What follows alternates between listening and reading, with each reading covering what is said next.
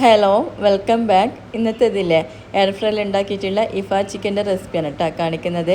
ഇത് കുറച്ച് മുമ്പായിട്ട് നല്ല ട്രെൻഡിങ്ങിൽ നിൽക്കുന്ന റെസിപ്പിയാണ്.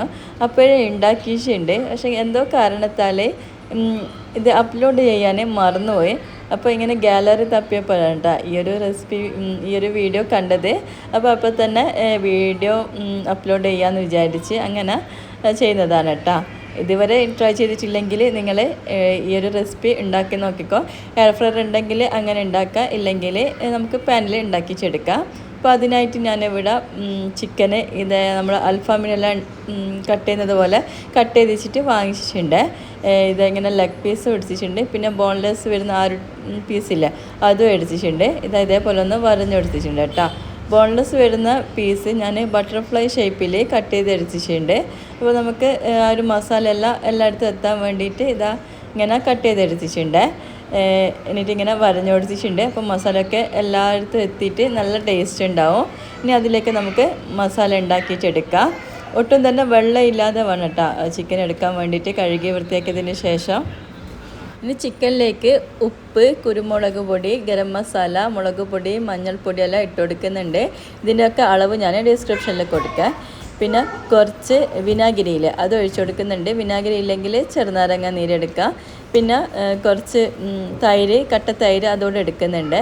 പിന്നെ ഇഞ്ചി വെളുത്തുള്ളി പേസ്റ്റും കൂടി ഇട്ട് കൊടുക്കുന്നുണ്ട്.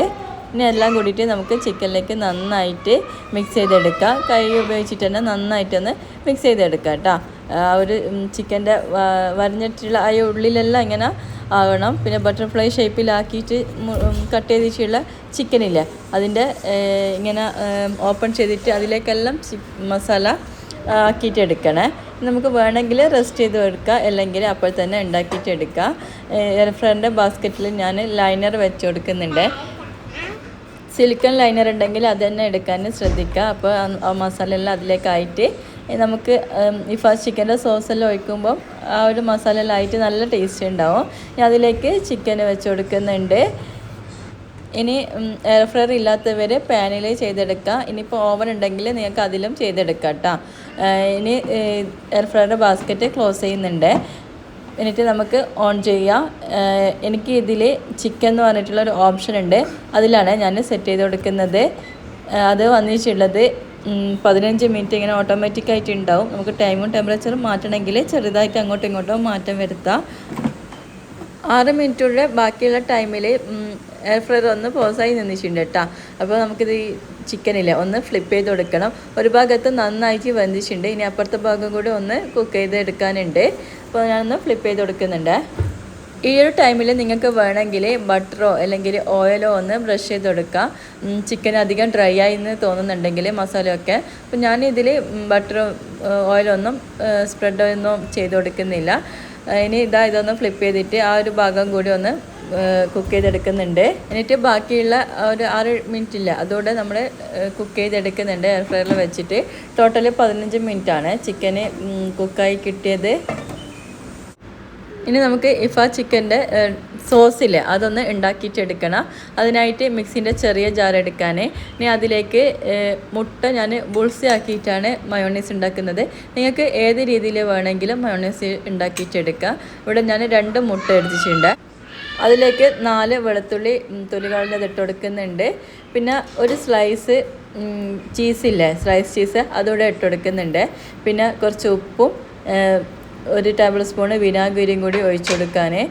1/4 കപ്പ് സൺഫ്ലവർ ഓയിലും കൂടി ഒഴിച്ചു കൊടുക്കുക. പിന്നെ ഇതിൽ കുറച്ച് ഫ്രഷ് ക്രീമും കൂടി ഉണ്ടെങ്കിൽ ഒഴിച്ചു കൊടുക്കുക കേട്ടോ. അപ്പോൾ ഭയങ്കര ടേസ്റ്റ് ആയിരിക്കും. എന്നിട്ട് നന്നായിട്ട് അടിച്ചെടുക്കുക. ഇനിയിപ്പോൾ നിങ്ങൾക്ക് കുറച്ച് നല്ല തിക്കില വേണമെങ്കിൽ കുറച്ചും കൂടി ഓയിൽ എടുത്താൽ മതി. ഞാനിതിൽ അധികം അങ്ങ് ഓയിൽ കുറേ ഒഴിച്ചു കൊടുത്തിട്ടില്ല. ഈ ഒരു കൺസിസ്റ്റൻസിയിലാണ് കേട്ടോ ഞാൻ ഉണ്ടാക്കിയിട്ടെടുത്തിട്ടുള്ള സോസ്. ഇപ്പം നമ്മുടെ ചിക്കൻ ഇവിടെ നന്നായിട്ട് കുക്കായി കിട്ടിയിട്ടുണ്ട്. ഇനി അതിലേക്ക് ആ ഒരു സോസ് കൂടെ ഒഴിച്ചു കൊടുത്താൽ മതി. അപ്പോൾ നമ്മൾ ഈസി ആയിട്ട് ഉണ്ടാക്കിയിട്ടുള്ള ഇഫ ചിക്കൻ റെഡി ആയിട്ടുണ്ട്. നല്ല ടേസ്റ്റാണ് കഴിക്കാൻ വേണ്ടിയിട്ട് ആ ഒരു സോസും പിന്നെ ആ ഒരു അൽഫാമിൻ്റെ മസാല എല്ലാം കൂടിയിട്ട്. അപ്പോൾ ഇതുവരെ ട്രൈ ചെയ്തിട്ടില്ലെങ്കിൽ നിങ്ങൾ എന്തായാലും ഈ ഒരു റെസിപ്പി ഉണ്ടാക്കി നോക്കിക്കോ. കുബൂസിൻ്റെ കൂടെയോ പൊറോട്ടയോ അല്ലെങ്കിൽ ചപ്പാത്തിയോ അതെല്ലാം മന്തീൻ്റെ കൂടെ കഴിക്കാനും ഈ ഒരു ഇഫ ചിക്കന് നല്ല ടേസ്റ്റ് ആയിരിക്കും കേട്ടോ. ആ ഒരു ഇഫ സോസും പിന്നെ അൽഫാമിൻ്റെ ആ ഒരു മസാല എല്ലാം കൂടിയിട്ട് നിങ്ങൾ ഉണ്ടാക്കി നോക്കിയിട്ട് ഫീഡ്ബാക്ക് കമൻറ്റ് ബോക്സിൽ അറിയിക്കണേ. അപ്പോൾ ഇതുവരെ സബ്സ്ക്രൈബ് ചെയ്യാതെ കാണുന്നുണ്ടെങ്കിൽ ഒന്ന് സബ്സ്ക്രൈബ് ചെയ്ത് സപ്പോർട്ട് ചെയ്യണേ. അപ്പോൾ മറ്റൊരു വീഡിയോ ആയിട്ട് കാണാം. അസ്സലാമു അലൈക്കും.